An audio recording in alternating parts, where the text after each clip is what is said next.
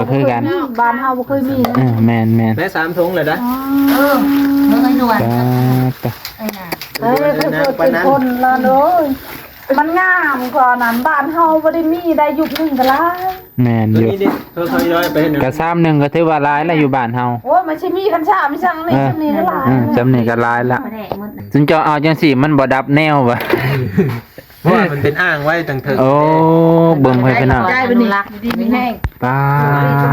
ตสามกระซ้ำเต็มอ่องเหยาะเลย โอ้ยจะเป็นคักเด้เฮ็ดจังได้กิน คันสิมายามตั้งแต่เดือน9หาเดือนนี่แหละนี่เดินตุลานี่เนาะ สิพาไปกิน มาเด้อพ่อแม่พี่น้องคนเขตได้เมืองไทยเนี่ยก็สิไกลอยู่เพิ่นอยู่ไกล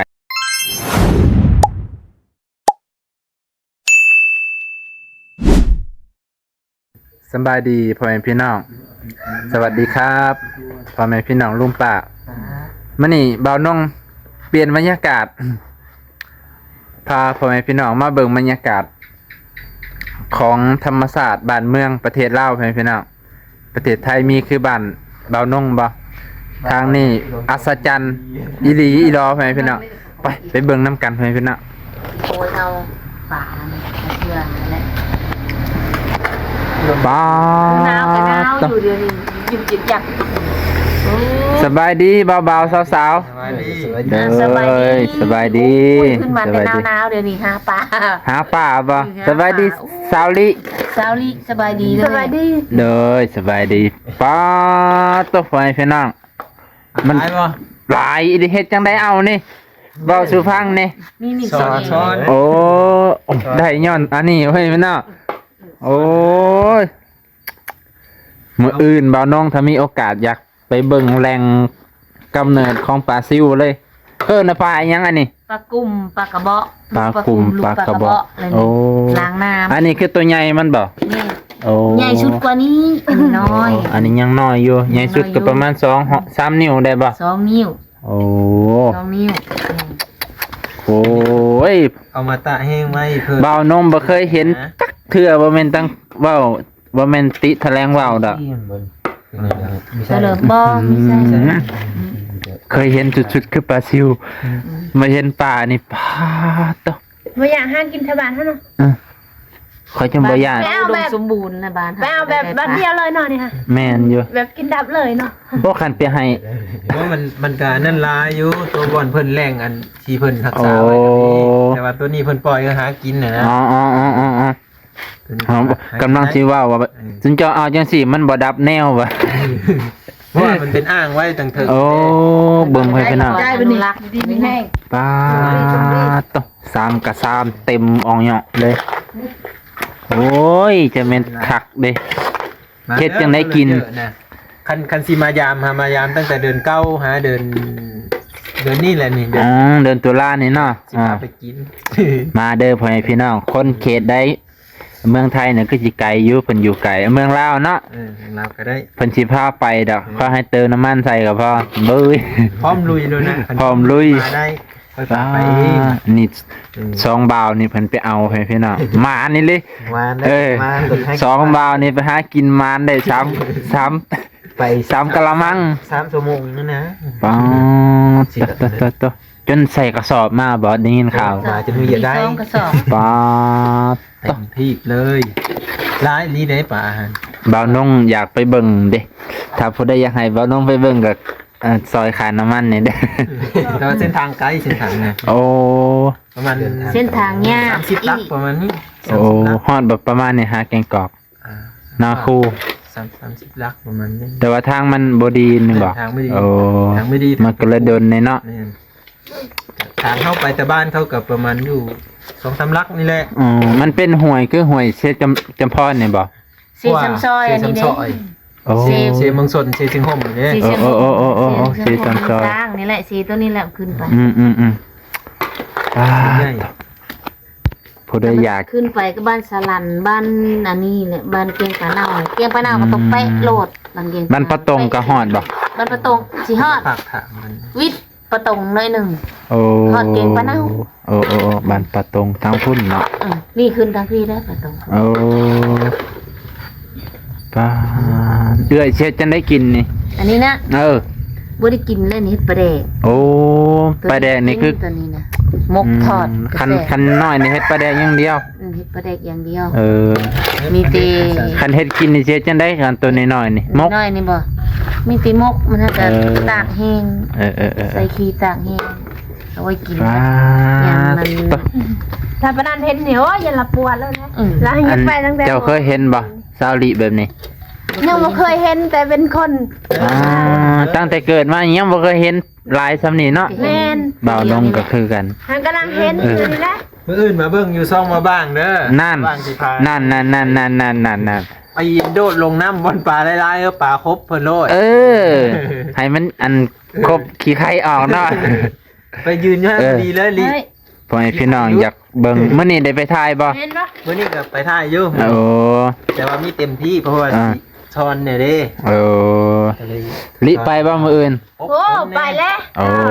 บ้าน ทำก็ได้อยากเวียกหั่นนะ ถ้าอยากเวียก คันไปก็สิจ้างค่ากล้องอยู่ดอกเบ้ย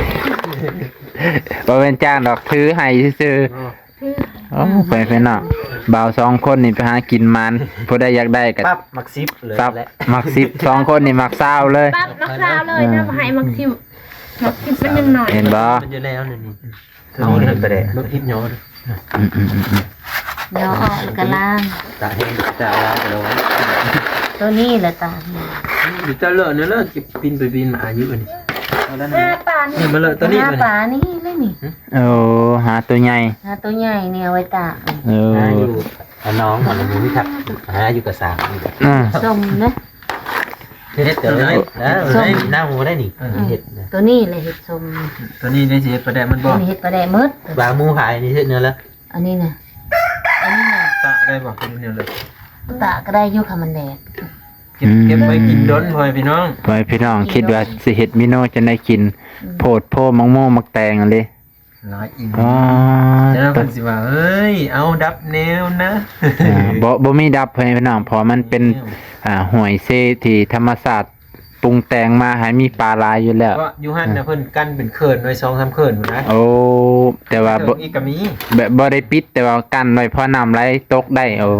พอน้ำผ่านได้ ปลนั่นก็คือมาเหลือปลากับสมอยสมิน ตัว เนาะ เพิ่นเนื้อหากินกับนี่ โอ้ กับลุง เขาเจ้าว่าคนไปหั่นซ้ำกับบุญสงกรานต์บ่ แม่น ป๊อด เสียงหนึ่งเสียงโตอย่าง โอ้สาธุอย่าให้มีเสียงตู่แบบนั้นแหละครับเสียงโตนี่ คนยัวๆรถจักรนี่สำบายดีเนาะ สไลด์รถไถรถ โอ้ เนี่ย บ่ แม่นฝนตกแม่ โอ้ฝนตกแล้วไปหญ้าแล้วบัดนี้ มันใส่ได้น้อยเนาะ แม่น คือรถไถนี่ป้า เขาตกไปแต่เช้าไปตั้งแต่เช้าเลยแล้วเผื่อหอ นั่นถ้าส่วนนี้ป่ามือนี้ค่ะว่าไอ้ป่าไปเลยละไป ไปเพื่อรถมันก็ไม่ได้ เนาะคัน เพราะมันแบบ ป้า ว่ามีรถไปอันบ่มีรถก็ไม่ได้ไป สมมุติว่าเฮาไปใส่รถไถไปแล้วบัดนี้ได้จัก4-5 สอบเอ้า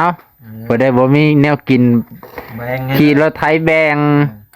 อันนี้คือสีได้แบ่งไปเพื่อพี่น้องอีกได้นี่ โอ้ ทางเตอร์ ทางเหนือทางใต้เนาะญาติพี่น้อง นั่นแหละเลยอ๋อตัวเลยมันมีแล้วกะตัวเลยมันกินได้กับสีแบ่งกันกินตัวเลยมันหนาวจำเลยหนาวตัวเลยมันดีเลย โอ้ย อันนี้ก็เริ่มแล้วเนี่ย แบบว่าซ่อนขึ้นมานี่เทใส่กระสอบเลยป่ะจั่ว มันเป็นโฮของใหญ่เนี่ยบ้านหนึ่งเกิดเยอะนี่ บ้านละโถยนี่บ้านละโถย อยากได้เห็น 2 โถย โอ้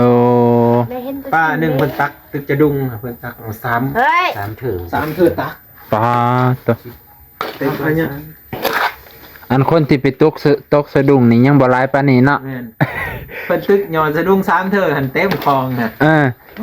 โธ่อันนี้ว่าพี่ลึกเลย โอ้ค่อยเป็นเนาะจักเป็นย้อนบุญคนลาวได้กินปลาไปนี่ จักชั่วโมงได้ว่าเพิ่นกันเป็น ไปจักชั่วโมงว่ะคือ ชั่วโมง ไปฮอด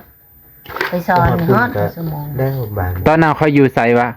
เขาขี่รถในทางเนาะเห็นนะจะบีบแต่ อะไรบ้างฮอดพุ่นบ่ายโมง ตอนนั้น เอามานี่ก็4โมง ปาตัว ออกมาพุ่นก็ชั่วโมงแล้ว ขี่รถก็บ่ได้ไกลนะชั่วโมงหนึงฮอดบ่ ประมาณ 3 โมง 2 โมงไป 3 โมงแล้วออกไปถึงตอนตี 4 โมง เอ้ยไปเฮ็ดใช่ไหมเอ้ย โอ้เริ่มมีกิน เพราะว่าเพิ่นว่า ไปแดกมาด้วย ไปเอาหมองแกงปลาเน่าตำนานมันแกงปลาเน่าก็คือความหลายของ ได้นี่แบ่งไป ปลาน่ะแบบโอ้ยพ่อแม่พี่น้องเพิ่นว่าคือกับผึ่งนี่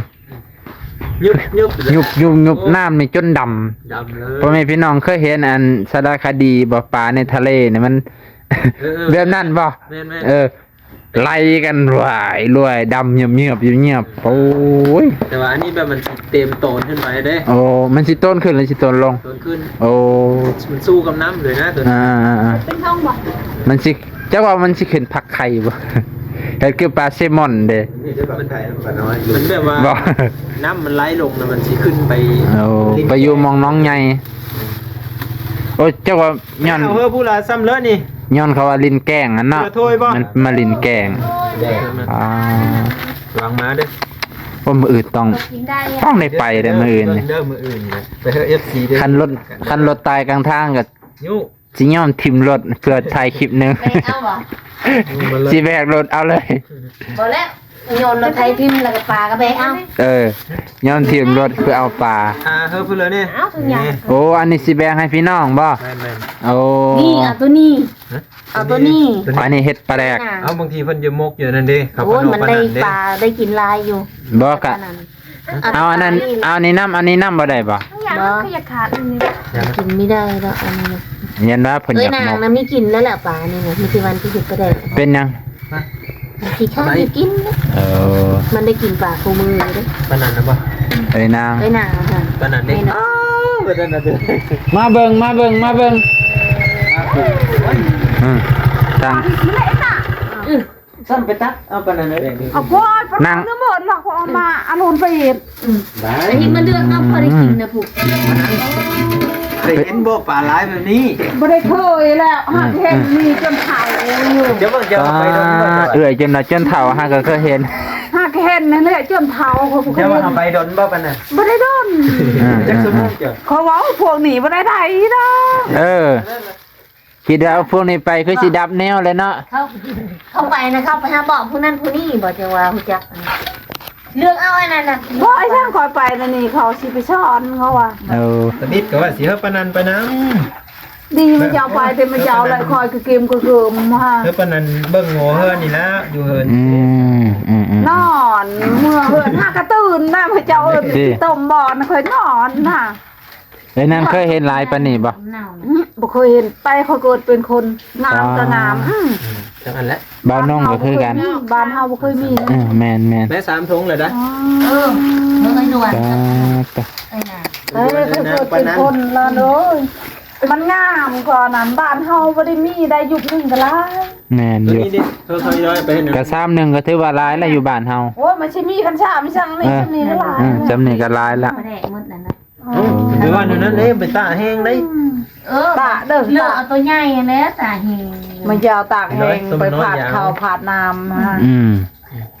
หรือว่าตัวเสียไปมกว่า เลือกเลยนะ ตัวเลยสิมกตัวเลย ว่าบ่าวน้องก็สิได้กิน ปานนั้นเลยเอาเลยปาน ป นั้น ลาย่อนล้านไปสอนแล้วแพ้พี่น้า เอาถ้วย ตัวนี้มันเก่าแล้วนะ ต้อง ล้างน้ำอยู่ก็พอ เออ เอาไปพี่น้องมานี่กะบ่าวน้องมาเบิ่งความอัศจรรย์ของธรรมศาสตร์บ้านเมืองอยู่ประเทศลาวพี่น้องปลาซิวก็บ่แม่นปลาซิวดอก มันเป็นแหล่งที่ปลาขึ้นช่วงนี้เดือนกันยาตุลาพี่น้องเขาจึงเอิ้นชื่อว่าแกงปลาเนาแกงปลาเนาเพราะว่าอยู่ในหันปลามันหลายจนมันเน่ามันเน่าคนที่ไปเอานี่จนเอารถไถไปเอาพี่น้องเอารถไถเอาเป็นกระสอบเลยบางคนก็ว่าโอ้สุดยอดเลยพี่น้องไป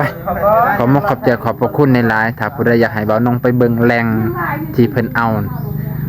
คอมเมนต์มาพี่น้องคอมเมนต์ผู้หนึงแล้วกดไลค์ผู้ใดที่ให้ไปเบิ่งแล้วก็ผู้ใดให้ไปเบิ่งแล้วคนนั้นกดไลค์ให้คนนั้นหลายที่สุดก็บ่าวน้องสิไปแน่นอนขอขอบใจขอบพระคุณในหลายพี่น้อง